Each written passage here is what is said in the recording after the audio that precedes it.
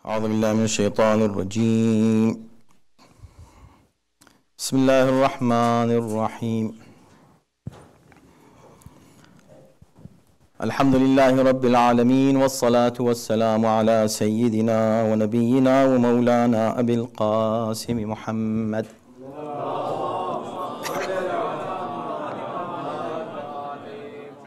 وآله الطيبين الطاهرين المعصومين واللعنة الدائمة على أعدائهم أجمعين من الآن إلى يوم الدين.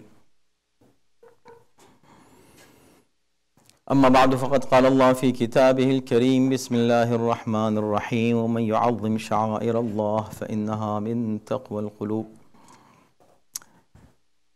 So we talking about Baqee just for a few minutes in our second khutbah, because this is the year of Baqee and 100 years are the centennial of this tragedy is ahead of us.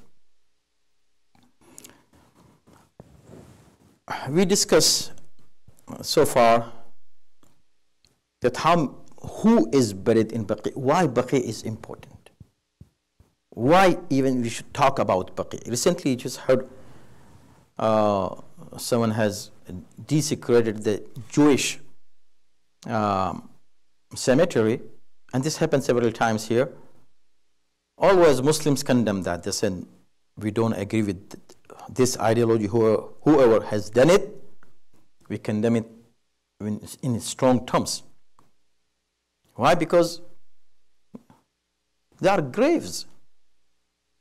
Vandalizing the graves is something that everybody should condemn, and we do condemn it. So when we condemn today desecration of any cemetery, it belongs to any sect or any religion, why not condemning the desecration of the graves of the most important cemetery in Islamic history, Baqee, and the graves of most important people who are buried there in Baqee. So this happened recently in this week. Before this, earlier, it happened in St. Louis, and I remember, and if you Google it, you will find the same thing happened. Some people came and they started breaking the stones or removing the stones from the graveyard of a Jewish cemetery.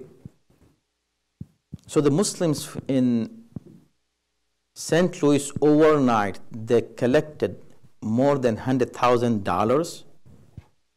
More than $100,000. I don't remember exact the amount, but you can find it on the internet. That amount they collected and gave to the management of the cemetery, Jewish cemetery, and they said, we condemn this act of breaking the graves and destroying all those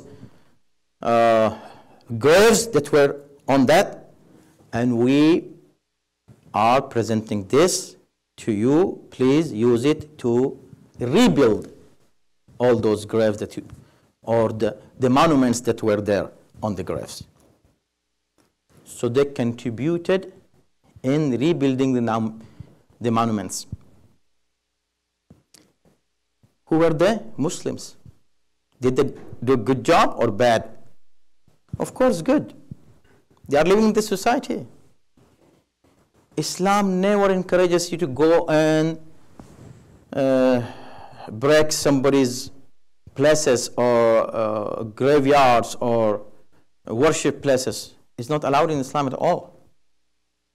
So this was a kind of gesture of peace and harmony and love within the society, and various segments of the society should live together in peace. It was a good initiative from the Muslims to go and talk to Jews and give them this amount of money for rebuilding their monuments. It was totally good. But the question is here, why the same Muslims are silent about the graveyard in Baqee, where the closest relatives of Rasulullah are buried? This is the question. Maybe they are not aware of it. If they are not aware of it, then who is responsible for that? The people who know, who are aware. When they are aware, if you are aware of something, it is your responsibility to make other people aware of what you are aware of. If you know Imam Husain alayhi salam, you know Imam Ali alayhi salam, you know Ahlul Bayt. People don't know Ahlul Bayt.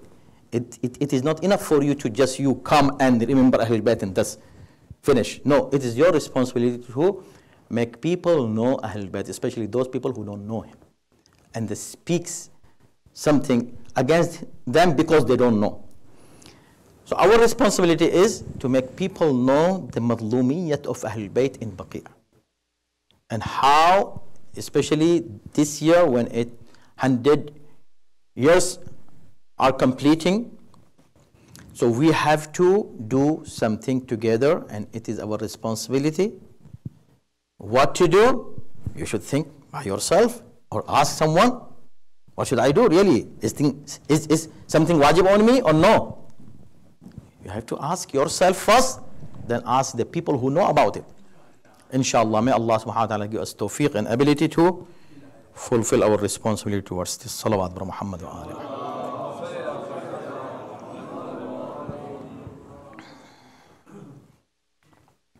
اللهم وصل على أمير المؤمنين مولانا علي بن أبي طالب